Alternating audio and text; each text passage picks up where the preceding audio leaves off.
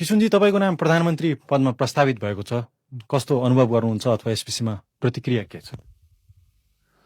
मलाई चाहिँ नि यो कस्तो भने वास्तवमा मेरो जीवनको लक्ष्य यो नेपालको प्रधानमन्त्री हुनु होइन। मेरो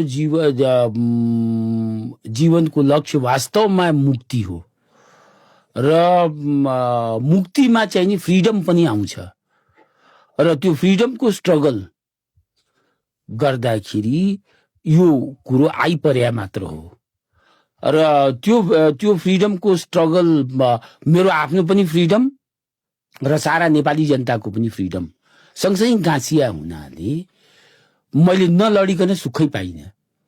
त्यसै निम्ति मैले 14 वर्ष जेल पनि बस्नु पर्यो, त्यसै निम्ति मैले अनेक झन्झट उठाउनु पर्यो, त्यसै निम्ति विगत 3 साल भने अहिले 47 साल भयो, 44 वर्षदेखि म काम पनि गर्दैछु पार्टीमा अनवरत रूपले।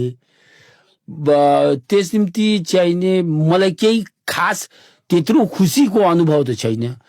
तर अब कुरो के पर्न गयो भने पार्टीले मलाई हरायो र हाम्रो नेता गणेश मानजी जो सुप्रिम लिडर हुनुहुन्छ उहाँले राजा कहाँ मेरो नाम दिइहाल्नु हो भन्दाखेरि मलाई चाहिँ नि यो आइपर्या मात्र हो र मेरो जीवनको मूल लक्ष्य चाहिँ नि यो प्रधानमन्त्रीत्व होइन।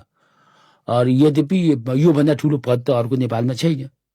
तर के भने मेरो अब प्रायोरिटिजहरू काम यो फ्रिडमको क्वेस्टमा फ्रिडमको खोजमा हिँड्दाखेरि मलाई के लाग्यो भने मानिसमा सुधार भएन भने नेपाली कांग्रेसको कार्यकर्ताको पनि इच्छा र आकांक्षा पञ्चायतको कार्यकर्ता जस्तै घर बनाउने आफ्नो बन्दोबस्त गर्ने सबभन्दा पहिला र साधारणतया जोगी हुनु पर्ने दरकार छैन।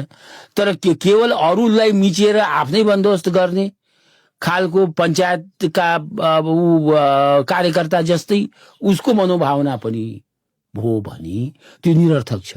त्यो मनोभावना सारा देशभरि अहिले यो 30 वर्षमा व्याप्त भएको छ।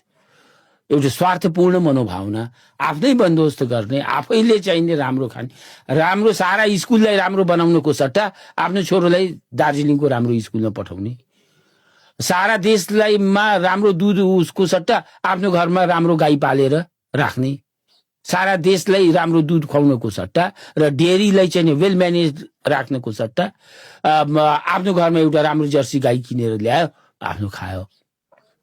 यो प्रवृत्ति चाहिँ नि समाजवादको पनि विरोधी हो, यो प्रवृत्ति अध्यात्मको पनि विरोधी हो, यो प्रवृत्ति धर्मको पनि विरोधी हो, यो प्रवृत्ति प्रजातन्त्रको पनि विरोधी हो।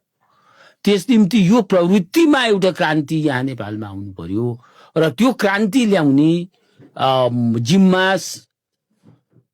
समहाउ अर दि अदर कुनै न कुनै प्रकारले हाम्रै टाउकोमा आइपरेको जस्तो छ र त्यो क्रान्ति चाहिँ नि हामीले ल्याउनु पर्छ। होइन भने पञ्चायत र नेपाली कांग्रेस अथवा वाम मोर्चाको सरकारमा केही फरक हुने छैन। उनीहरूको इच्छा आकांक्षा एउटै रह्यो भने